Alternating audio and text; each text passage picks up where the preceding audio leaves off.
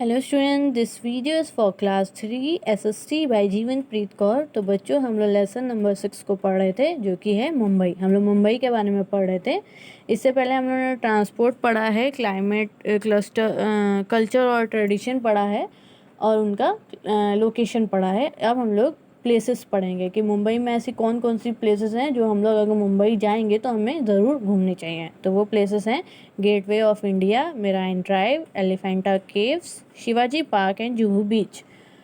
तो और भी सारी चीज़ें हैं, लेकिन जो सबसे फेमस है वो सारे यही सारी चीज़ें हैं। The gateway of India was build by the British to welcome king and the queen Mary on their first visit to India. तो गेटवे ऑफ इंडिया किनकी याद में बना था? क्वीन और किंग के वेलकम इंडिया, किंग और क्वीन को इंडिया में वेलकम करने के लिए गेटवे ऑफ इंडिया बना था बच्चों।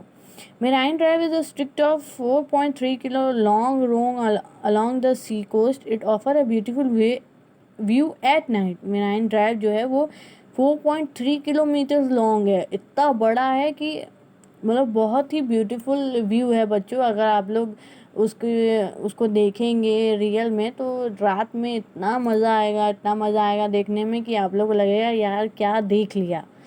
तो 4.3 लॉन्ग रोड है जो सी कोस्ट पे है। आप लोग देख सकते हैं पूरी नदी बनी हुई है और उसके साइड में एक रोड है। तो मोस्ट ऑफ द पीपल जो है रात में इस व्यू को देखने जाते हैं। Elephanta Caves have a famous rock cut templates. They are located 10 kilometre away from the gateway of India. मतलब एलिफेंटा केव जो है वो फेमस है किस लिए? रॉक कट टेम्पलेट की वजह से, जो कि 10 किलोमीटर दूर है गेटवे ऑफ इंडिया से। Shivaji park is the one of the largest park इन मुंबई। जो शिवाजी पार्क है बहुत फेमस है मुंबई का। ये एक पार्क है जिसमें आप बच्चे खेलते हैं, हम लोग जॉगिंग वगैरह कर सकते हैं। तो बहुत फेमस पार्क है। जुहू बीच जो है वो सबसे पॉपुलर बीच है। जो जुहू बीच का आपने नाम सुना होगा, तो नहीं सुना होगा तो आप लोग इसे एक बार गूगल पे खुद सर्च करके देखिएगा बच्चों। आप लोग को और इंटरेस्टिंग फैक्ट पता चलेंगे मुंबई के बारे में। तो जुहू बीच जो है वो सबसे पॉपुलर बीच है मुंबई में। Some other famous places in Mumbai are Siddhivinayak Temple, Haji Ali Dargah, Versova Beach, Chowpatty Beach, Kamala Nehru Park and Jahangir art gallery. तो ये और भी सारी चीज़ें हैं जिनकी पिक्चर्स आपको नहीं दी गई हैं, लेकिन आप लोग जो है गूगल पे ये ज़रूर सर्च कीजिएगा कि मुंबई में ऐसी कौन कौन सी प्लेसेस हैं जो आप अगर मुंबई विज़िट के लिए जाएं तो आप देखना पसंद करेंगे। तो आपको बहुत सारी चीज़ें मिल जाएंगी मुंबई में देखने के लिए। तो हमारा नेक्स्ट है industries.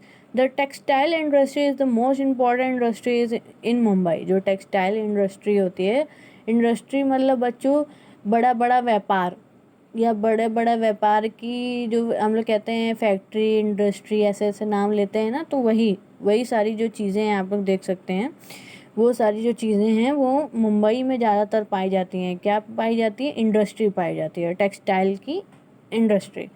India has very few oil fields. Oil fields आप देख सकते हैं साइड में, आपका ऑयल फील्ड्स का एग्जांपल बना है तो आप लोग देख सकते हैं। One of them is Bombay hills. जो सबसे इंडिया में जो है वो कम ही ऑयल फील्ड्स है बच्चों। जो इंडिया में बहुत कम ही ऑयल फील्ड्स है, जो कि एक कौन सा है उसमें से एक जो है वो है मुंबई हाइल्स। आप लोग देख सकते हैं मुंबई हाइल्स is the one of the very few oil fields in India which is located off to the coast of Mumbai. जो कि मुंबई के कोस्ट में लोकेटेड है। It is a huge source of crude oil. Crude oil is the refined into petrol and diesel then sold as fuel.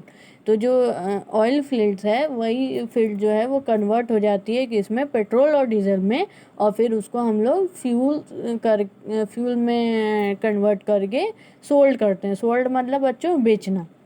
The Hindi film industry also known as Bollywood is situated है। आप लोग जो बड़े बड़े कलाकार होते हैं, जो बड़े बड़े हीरो हीरोइन होते हैं, वो ज़्यादातर मुंबई में रहते हैं। Mumbai is an important port city. The seaports remain very busy all the year round. Ships from these ports carry goods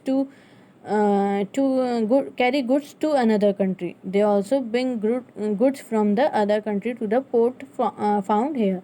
बच्चों, हम लोग के इंडिया में अभी भी हम लोग कुछ ज़्यादा प्रगति नहीं कर पाए हैं. अभी भी कुछ ऐसी चीज़ें हैं जो हमें बाहर से ही मंगानी पड़ती हैं. तो हम लोग बाहर से जो है पोर्ट करते हैं. पोर्ट मतलब कुछ हमारी जो चीज़ें हैं वो बाहर जाती हैं और कुछ पोर्ट जो हैं वो बाहर से अंदर आते हैं. तो उसको हम लोग कहते हैं एक्सपोर्ट इम्पोर्ट. आप लोग समझ रहे हैं?